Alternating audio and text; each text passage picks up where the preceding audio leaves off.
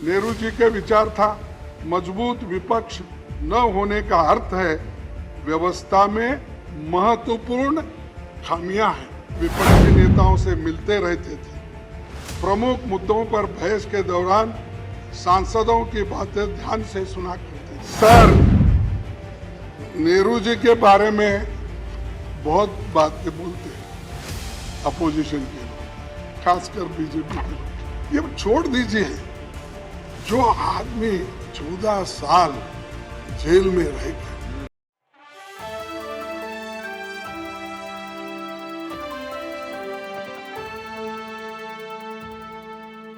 मैं कहूंगा कि इस भवन में 75 सालों के दौरान देश की किस्मत बदली है और देश की सूरत बदलने वाली तमाम कानूनें यहाँ बनी हैं। जमींदारी एबोलिशन, छुआछूत मिटाने का, ओबीसी का आरक्षण के लिए कानून यहाँ बने, यहाँ तक कि ईडब्ल्यूएस के भी बने। सभापति जी ने, मैं पहले प्रधानमंत्री नेहरू जी का खास तौर पर जिक्र करना चाहता हूँ। उनका मानना था कि संसद तभी तक प्रासंगिक है जब एक समय की बदलती जरूरतों के मुताबिक निरंतर विकसित गतिशील संस्था बनी रहती है।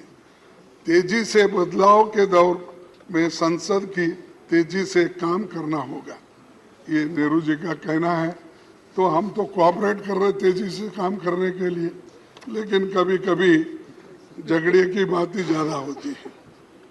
सर, नेहरू जी के पहले कैबिनेट में कैसा, यानी मैं ये बता रहा हूं कि कैसे डेमोक्रेटिक वे से पहले चलती थी।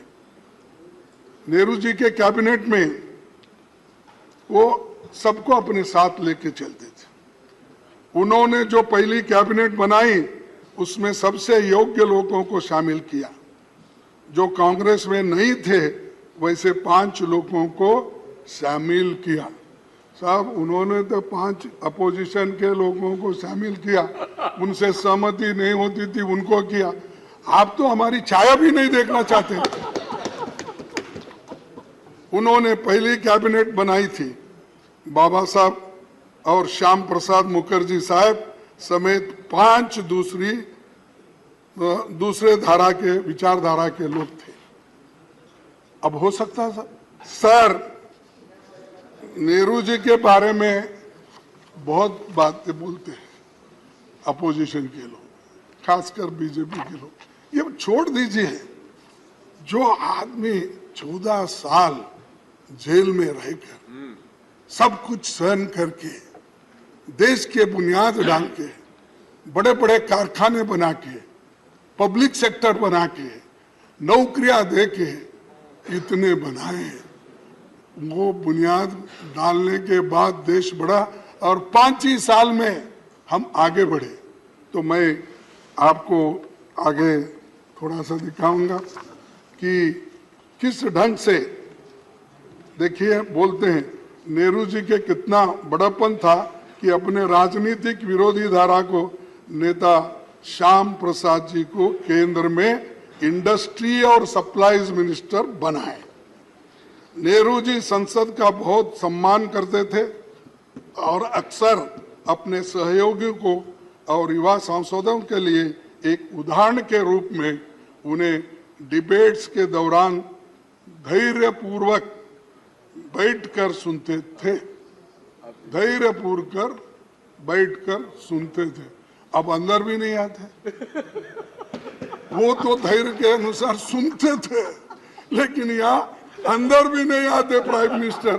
नेहरू जी महत्वपूर्ण मुद्दों पर लगातार विपक्षी नेताओं से मिलते रहते थे, प्रमुख मुद्दों पर बहस के दौरान सांसदों की बातें ध्यान से सुना करते थे। नेहरू जी ने तो यहाँ तक कहा था, मुझे इस सदन की शक्तियों से ईर्ष्या है और मैं नहीं चाहूंगा कि कोई उन शक्तियों को सीमित कर दे। यानी इतना बड़ापन, मैं किसी को सीमित करना नहीं चाहता, सुनना चाहता हूं। सबकी ओपिनियन लेना चाहता हूं, तो ये बात उन्होंने कही।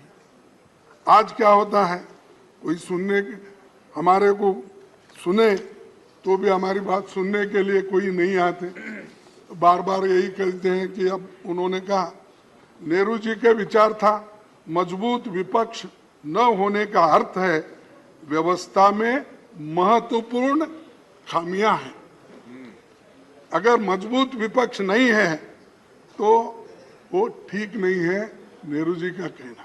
अब जो मजबूत विपक्ष है तो उसको ईडी सीबीआई कमजोर कैसा करना, कमजोर कैसा करना इधर है। अगर कोई है भी है इमीडिएटली उसको लेना, कमजोर करना, फिर वॉशिंग मशीन में डालना, क्लीन होके बाहर आ जाना, वहीं पर परमानेंट है।